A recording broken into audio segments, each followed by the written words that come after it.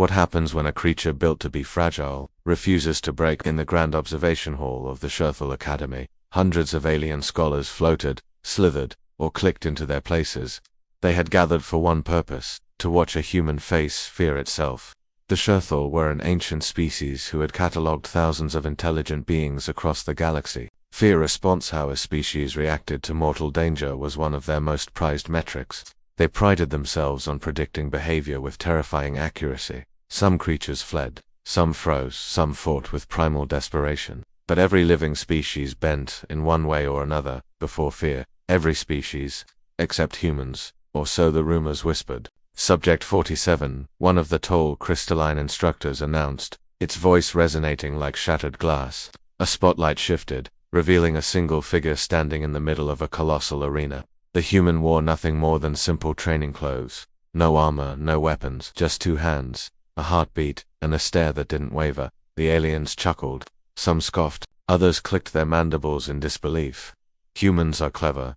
Yes, a scaled researcher muttered. But once they see what true fear looks like, their mind will collapse. The floor rumbled. Metal gates groaned open, and from the darkness emerged a monstrosity bred for terror. It towered 4 times the human's height, its armored hide glistening under the arena's light, its jaw unhinged, dripping acidic saliva.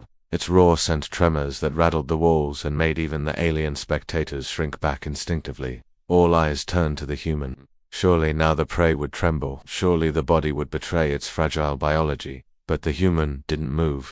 No flinch, no backward step, not even a raised arm. Instead, the human stood still, eyes locked on the monster as though it were nothing more than an inconvenient storm cloud. Their breathing was steady, chest rising and falling like a tide. The monster stomped closer, shaking the ground. Alien students shrieked or covered their sensory organs. The creature's shadow swallowed the human whole. Yet still silence, stillness. The human's lack of response spread through the chamber like wildfire. Murmurs filled the air. Was the human frozen? Was it paralyzed with terror? Or was it something else? The crystalline instructor leaned forward, its faceted face glittering with unease. For the first time in centuries of observation, it wasn't sure what it was witnessing. The monster's roar hit again, louder, angrier. The walls shook, the air burned. But the human's heart didn't race, their pupils didn't shrink, they simply were. And for the first time, the Scherthal realized something they had never considered before. Perhaps fear didn't control humans the way it controlled everyone else. The arena quaked with every step of the beast. Its claws scraped against the reinforced floor, leaving glowing gouges where acid dripped. The creature bellowed again, a sound engineered by generations of genetic tampering to overload the auditory systems of lesser beings. The air vibrated so violently that even hardened alien observers winced, shielding their membranes and folding their sensory tendrils. And yet, the human remained rooted in place. Impossible, whispered Professor Shirath, one of the oldest of the crystalline instructors. Its voice crackled with doubt. The sound alone should rupture a mammalian eardrum. It should collapse. But the human didn't collapse. They blinked once, slowly, and continued staring at the monster as if assessing a puzzle. The aliens muttered among themselves. Perhaps its nervous system has short-circuited, said a third creature with spindly arms. It's locked in stasis. No, replied another, an insectoid scholar whose antennae twitched violently. Its heartbeat is stable. It's calm. The monster, insulted by its prey's refusal to tremble, lunged forward. Acid drool sizzled as it splattered across the floor, only inches from the human's bare feet. The ground smoked. The smell was nauseating. The beast's glowing eyes narrowed, its fangs bared. Still, the human did not flinch. Instead, they spoke softly, almost too quiet to hear. But the arena's amplifiers caught the words. Fear is a choice. The words echoed unnaturally loud in the chamber. Gasps rippled through the alien crowd. For them, fear was instinct. It was inescapable. It was the first and last master of life. To hear a being dismiss it so casually was like hearing someone claim they could step outside gravity itself. The monster struck, one massive claw crashing down where the human stood. Dust exploded upward. The sound was thunder. Aliens shrieked, some turning away, certain the human was gone. But when the dust cleared, the crowd froze in stunned disbelief. The human had sidestepped at the last possible instant, not stumbling, not panicking, but moving with eerie precision. Their face remained calm, unreadable. They didn't even bother looking at the claw embedded in the floor. Their gaze remained fixed on the monster's glowing eyes. The beast snarled, furious. It ripped its claw free, swinging again in a blur of motion. The human didn't counterattack, they didn't run, they simply moved with the storm, letting every strike fall just short, every roar wash over them without effect. To the aliens, it was terrifying in its own right. The monster was born from nightmares, yet the human treated it like background noise. For the first time, the scholars realized something chilling. The human wasn't resisting fear. The human had mastered it. The beast's fury shook the arena. With each failed strike, its movements became more erratic, more violent. The floor cracked under its claws, shards of alien alloys scattered across the ground. The audience shifted uncomfortably, their instincts screaming at them to flee, even though they were safely behind energy barriers. But the human moved like water. Every dodge was precise, measured not the twitchy scramble of prey, but the deliberate calm of a predator. A serpentine alien leaned toward its neighbor, whispering in disbelief.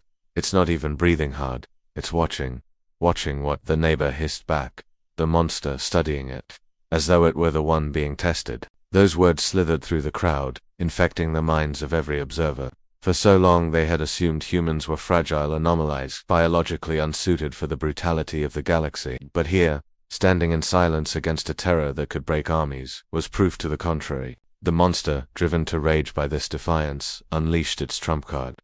Its back split open, glowing vents releasing a cloud of biochemical mist. The temperature spiked, lights flickered. The mist was designed to induce hallucinogenic terror in any creature that inhaled it, forcing them to collapse under the weight of their own nightmares. Aliens in the stands recoiled, covering their breathing slits and sealing membranes. A few fainted even behind protective shields. The instructors whispered frantically, surely now the human would fold. Surely the mist would break even this strange resilience. The human took a slow breath. The mist swirled around them, curling like ghostly tendrils. Their eyes closed for a moment, and then they opened them again, calm and clear, unshaken, no effect. One alien gasped, mandibles clicking nervously. Another protested, "That's not possible. Nothing survives that toxin without convulsing in terror visions." But the human smiled just a fraction, barely visible, yet enough to send a ripple of unease through the entire hall. That smile said what no words could. "Your fear tricks are meaningless to me." The monster hesitated. For the first time in its engineered existence, it faltered, its stance wavered, its breath came ragged, and its glowing eyes flickered with something alien to its self-confusion. The silence that followed was heavier than the roar of the beast, and then the crystalline instructor, its voice unsteady, whispered aloud, the thought forming in every alien's mind, "This human is terrifying." The monster growled, low and guttural, but there was a hesitation in its rhythm now, an uncertainty. The human had not broken, had not flinched, had not even blinked at the biochemical terror mist. For the first time, the predator was forced to question its place in the food chain.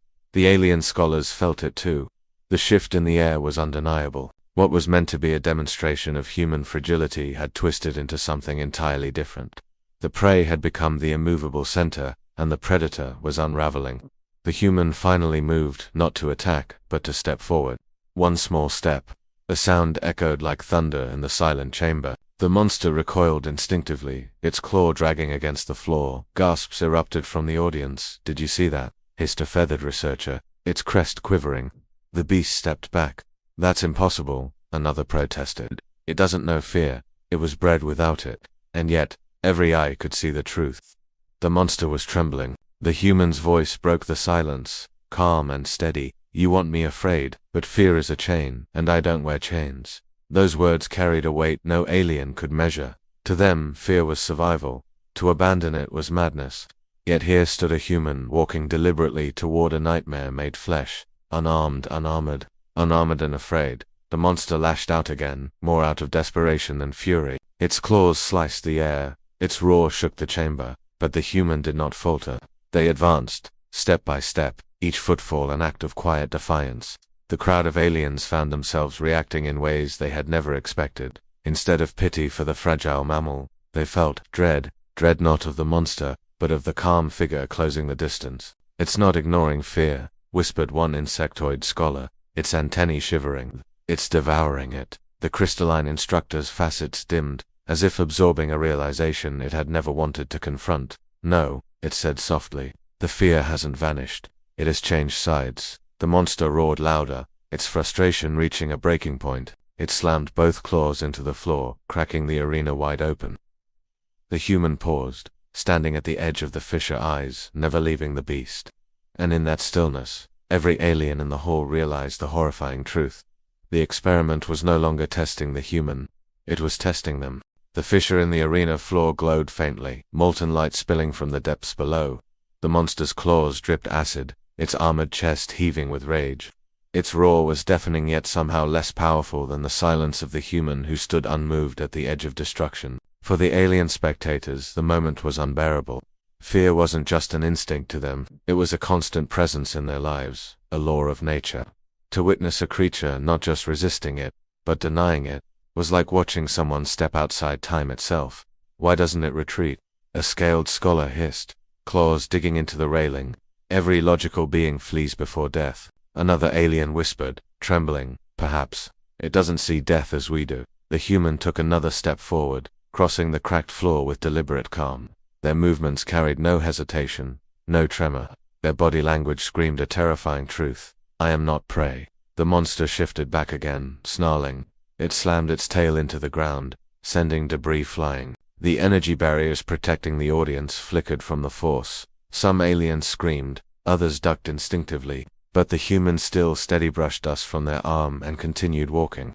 Then, in a gesture that shocked every being present, the human did something that no simulation or prediction had accounted for. They lowered themselves to the ground, sat cross-legged, and closed their eyes. The arena fell silent. What is it doing? Demanded an insectoid observer, voice clicking with disbelief. Inviting death, muttered another. But the crystalline instructor, whose sharp facets caught the dim light, murmured something chilling. No, it is challenging death. The monster, confused, growled and circled. Its predator's instincts screamed at it to attack, to tear apart this fragile mammal. But something about the stillness, the audacity of it froze the beast. In hesitation, it roared, slammed its claws, snapped its jaws, but it never struck, because the human had refused to grant it power. And in that refusal, the unthinkable happened. The monster hesitated long enough to taste fear for the first time. In the stands, aliens clutched their sensory organs, whispering frantically, "It's reversed the order. The monster is prey now." The human opened their eyes once more, calm as ever, and whispered into the silence, "Fear is not my master. It's yours." The words carried like thunder, and the monster engineered to terrify armies took a single, trembling step back. The monster's retreating step sent a shockwave through the entire observation hall. This creature, bred in laboratories, refined across generations to embody pure terror, had never before faltered. And yet here it was, trembling before a single unarmed human. The alien audience could barely comprehend what they were witnessing. Their whispers turned into frantic debates. "This breaks every law of psychology we know," shouted one researcher, its tendrils quivering. "It's not the monster that's failed," corrected another, voice low with awe. "It's our understanding of fear that has failed." The crystalline instructor, who had overseen countless trials, stared down at the human with something no Scherthal had ever admitted before. "Respect. This one does not reject fear," it said, voice ringing like fractured glass. "It commands it." The human rose slowly to their feet, every movement deliberate. They didn't attack, they didn't posture, they simply stood, meeting the monster's glowing eyes with a gaze steady as stone. And in that silence, the arena became something more than a stage. It became a lesson carved into the hearts of all who watched, that fear was not the inescapable master they had believed it to be. The monster finally gave a guttural roar, not of rage but of confusion. Its massive claws dug into the floor, dragging lines as it stepped back again. Then another, until at last, the nightmare born of science turned away entirely, retreating into the darkness of the gate from which it had come. The sound of the closing gates echoed like a funeral bell. The hall was silent. No alien moved. No scholar dared breathe too loudly. Every eye remained locked on the human who had just stood their ground against terror itself. The human dusted ash from their clothes, exhaled slowly, and glanced up at the crowd. Their voice was calm, almost casual. "You wanted to see how we face fear. Now you know." With that, they walked off the arena floor and hurried, unbroken. The aliens, beings who had spent centuries believing they understood fear, found themselves shaken in ways they had never known. They were no longer sure who, among the stars, was prey and who was predator. The crystalline instructor finally spoke, its crystalline body humming with unease. "Mark this day," it said. "For today, we did not test a human. Today, Fear itself was tested, and it lost. And across the galaxy, as word spread of the trial, a chilling phrase would echo in the archives of every species that had ever doubted humanity. They thought humans couldn't resist fear, until the day fear resisted them.